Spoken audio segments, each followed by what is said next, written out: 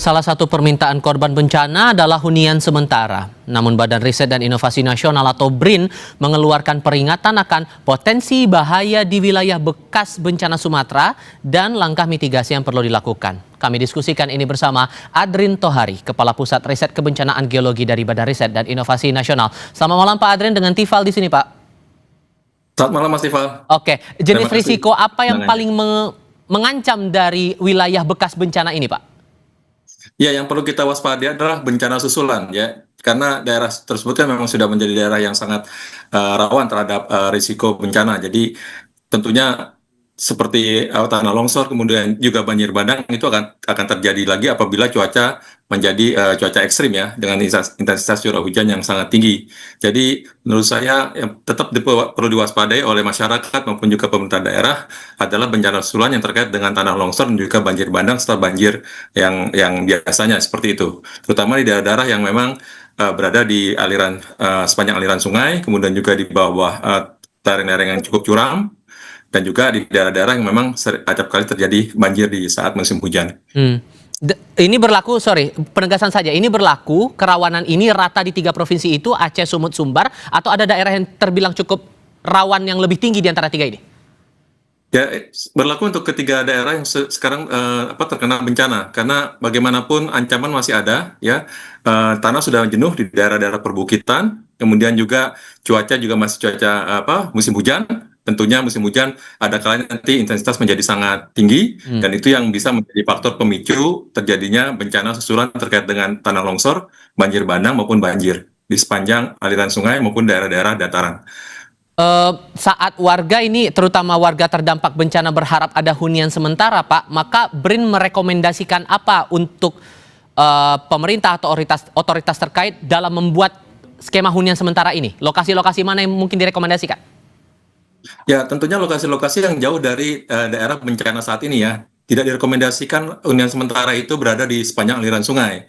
Kemudian juga daerah tebing-tebing yang sangat curam ya, yang sudah punya potensi untuk terjadinya longsoran, terjadinya banjir bandang. Jadi hunian sementara itu harus di daerah yang datar, yang jauh dari adanya ancaman, adanya potensi banjir bandang, sehingga nanti masyarakat bisa hidup dengan tenang, kemudian beraktivitas ya dengan aman, tidak lagi mempunyai risiko adanya bencana susulan. Dan kalau yang dicermati BRIN sejauh ini, masih ada daerah aman atau tidak untuk membangun hunian sementara itu? Karena begini, kalau kemudian dipilih untuk tempat yang aman Pak, akan ada dampak sosial ekonomi juga yang dialami warga. Itu hitung-hitungannya bakal gimana? Ya, karena ini kan hunian sementara ya. Hunian sementara itu kan tentunya memang kita harus memberikan suatu daerah yang sangat aman dari adanya risiko, dari ancaman risiko. Sehingga tentunya dampak sosial itu perlu dimitigasi dengan bantuan bantuan untuk sandang pangan oleh pemerintah daerah. Itu menjadi tanggung jawab pemerintah daerah.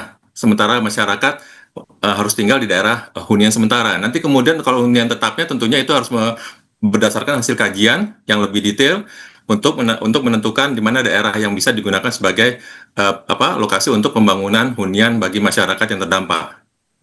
Oke, sehingga sosialisasi yang jadi PR penting, meyakinkan warga untuk memilih tempat aman untuk sementara, karena judulnya Huntara itu tadi ya, hunian sementara. Ya, betul. Jadi hunian sementara itu memang harus daerah yang tetap aman dari bencana juga gitu. Jadi bukan kita memindahkan masyarakat di daerah yang ternyata masih punya potensi adanya ancaman ataupun bencana. Jadi tetap mereka harus tinggal walaupun itu hunian sementara di daerah yang jauh dari ancaman bencana. Jarak waktu antara warga menghuni Huntara, hunian sementara, ke hunian tetap idealnya berapa lama tuh Pak? Dengan kondisi bencana sampai sekarang juga belum merata seluruhnya membaik begitu. Ya, ini saya pikir akan makan waktu yang cukup lama ya. Mungkin lebih dari 1 tahun menurut saya sih masyarakat yang terdampak itu akan tinggal di hunian sementara ya.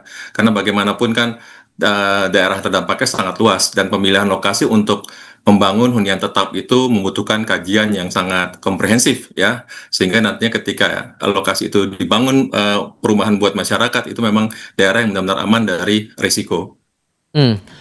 Selain masalah Huntara dan area-area potensi bahaya, soal mitigasi Pak, Yang dicermati oleh BRIN sejauh ini infrastruktur apa yang paling direkomendasikan kepada pemerintah atau otoritas terkait untuk dibangun untuk menekan potensi bencana jangan sampai terulang seperti yang sekarang? Ya, kalau kita melihat bencana tanah longsor, kemudian banjir bandang, banjir gitu ya, maka karena ini terjadinya daerah perbukitan, daerah aliran sungai, maka salah satu upaya mitigasi struktural yang perlu dilakukan oleh pemerintah itu membangun sabodam. Sabodam itu struktur bendungan kecil ya, yang nantinya dia bisa memperlambat laju aliran air maupun lumpur. Dan juga bisa menahan material-material besar seperti gelondongan kayu, batu-batu besar. Sehingga nantinya air akan semakin lambat ketika dia mendekati daerah pemukiman. Itu sabodam itu sudah dikonstruksi di daerah lereng Gunung Merapi untuk menahan laju dari lahar ya yang mengancam daerah pemukiman di sana. Jadi salah satu infrastruktur yang menurut saya perlu dibangun di daerah-daerah yang memang mempunyai potensi ancaman tanah longsor dan juga banjir bandang. Selain itu juga sistem peringatan dini yang menurut saya perlu diefektifkan terkait dengan ancaman tanah longsor dan maupun juga banjir bandang. Jadi selama ini kan sebaran alat takar hujan yang otomatis itu kan belum menyebar merata di seluruh wilayah Indonesia ya, sehingga ketika kita melakukan suatu upaya untuk memprediksi terjadinya tanah longsor akibat hujan yang ekstrim, itu masih belum efektif untuk memberikan peringatan dini kepada masyarakat. Jadi kita belum bisa memberikan informasi berapa sebenarnya curah hujan yang akan turun di suatu wilayah yang nantinya bisa memberikan potensi adanya ancaman tanah longsor. Kemudian apakah akan terjadi banjir bandang di suatu aliran sungai yang di mana di bagian hilirnya itu terdapat pemukiman. Kalau di Jepang sebagai contoh ketika ada cuaca yang sangat ekstrim, itu nanti pemerintah akan mengeluarkan suatu peringatan adanya ancaman banjir bandang di suatu wilayah. Nah, itu menurut saya hal yang perlu kita dapat lakukan ya dengan tentunya dengan mengefektifkan sistem peringatan dini cuaca sehingga nantinya masyarakat bisa mendapatkan informasi terkait adanya ancaman tanah longsor maupun banjir bandang ataupun banjir yang biasanya. Seperti itu. Pertanyaan ini kan termasuk sektor yang diunggulkan terutama di daerah terdampak bencana saat ini, Pak. Maka mitigasi yang baik itu kalau Anda lihat tidak bisa lagi dipakai seperti yang diterapkan saat ini ya. Berarti perbaikan hulu hilirnya akan gimana itu, Pak? Ya, jadi kalau di bagian hulu tentunya kita harus melihat bahwa daerah hulu itu adalah daerah yang mempunyai potensi ancaman sehingga di situ jangan sampai ada gangguan ya terhadap daya dukung daerah hulu. Kemudian di daerah sepanjang aliran sungai itu harus ada mitigasi struktural seperti yang saya sebutkan tadi adanya sabodam yang dibangun di sepanjang aliran-aliran sungai itu. Kemudian di bagian hilir tentunya adanya penataan pemukiman. Di daerah hilir itu kan daerah yang lebih banyak air akan menggenang ya ketika aliran sungai sangat deras sekali. Jadi di situ ada penataan tata ruang di bagian hilir di mana mungkin diperlukan daerah-daerah yang bebas dari pemukiman terutama di daerah yang mempunyai potensi akan terjadi genangan. Kita harapkan ini bisa dijadikan perhatian untuk semua pihak karena ada harapan juga buat dari warga kepada pemerintah agar hunian sementara bisa segera dibangun jadi tempat bernaung mereka yang baru lah untuk sementara waktu. Pak Adrian, terima kasih banyak sudah mau berdiskusi bersama kami. Selamat malam, Pak. Selamat malam, terima kasih banyak.